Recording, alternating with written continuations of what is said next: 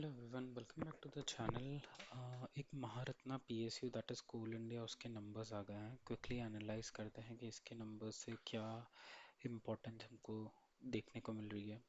सबसे पहले अगर अपन टोटल रेवेन्यूज़ का बात करें तो सिर्फ ये 30,000, 35,000 एंड 31,000 का रह गया है। तो अगर आप इसे क्वार्टर ऑन क्वार्टर देखेंगे तो लाइक अप्रोक्सीमेटली आपको 10-15% का डिक्रीज़ यहाँ पर दिखेगा, और ईयर ऑन ईयर पे देखेंगे तो कुछ 1-1.5% के आसपास का डिक्रीज आपको यहाँ पर दिखेगा।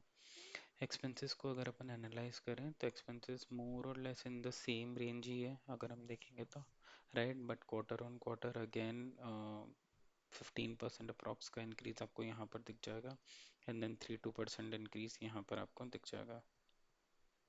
सॉरी, 2% का इंक्रीज है, 2% का इंक्रीज आपको यहाँ पर कुछ दिख जाएगा, एंड देन अप्रोक्सीमेटली 7% का इंक्रीज आपको यहाँ पर दिख जाएगा। मेन जो चीज़ सबसे बड़ी हिट करी है दैट इज प्रॉफिट पर, sorry, profit and loss for the period पर। ये नंबर्स बहुत ही बुरे नंबर्स हैं। पूरा का पूरा क्वार्टर ऑन क्वार्टर बेसिस पे 50% के आसपास का प्रॉफिट ही गायब हो गया है। सेकेंड चीज़, आपका जो चेंज है यहाँ से यहाँ तक का, वो भी 32% तक गायब है।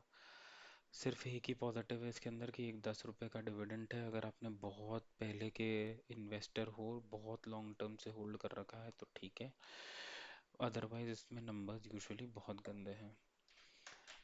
एक और चीज़ अपन एनालाइज करते हैं, इसका जो ओवरऑल परफॉर्मेंस जो है वो ये है। अगर आप देखोगे तो पूरा का पूरा 5,842 के आसपास का पूरा रेवेन्यू ही गायब हो गया है। कहाँ गया है पता नहीं, कंपनी क्या कर रही है। प्रॉफिट्स आधे कर दिए, एकदम आधे कर दिए, प्रॉफिट्स कंसिस्टेंसी मेंटेन ही नहीं रखी है। उसके बाद ये आपका 4,263 हो रहा है।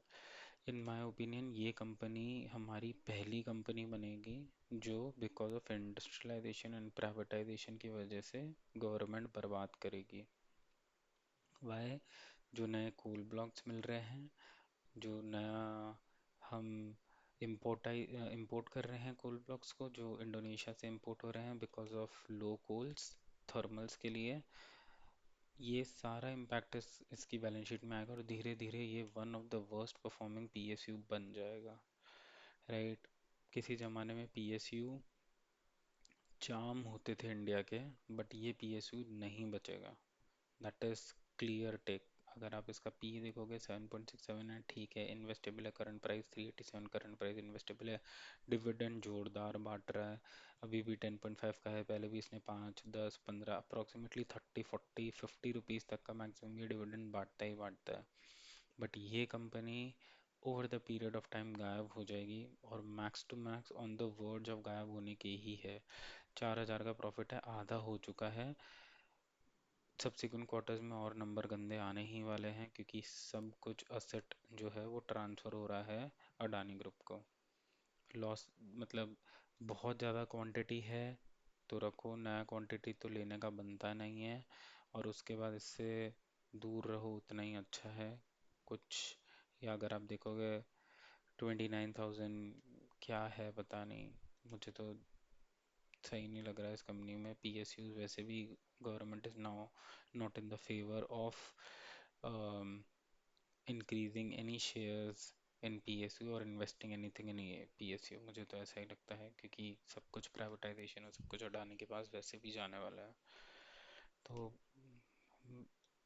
Please share your thoughts on this, but हाँ, ओवरऑल नंबर्स तो बकवास ही हैं।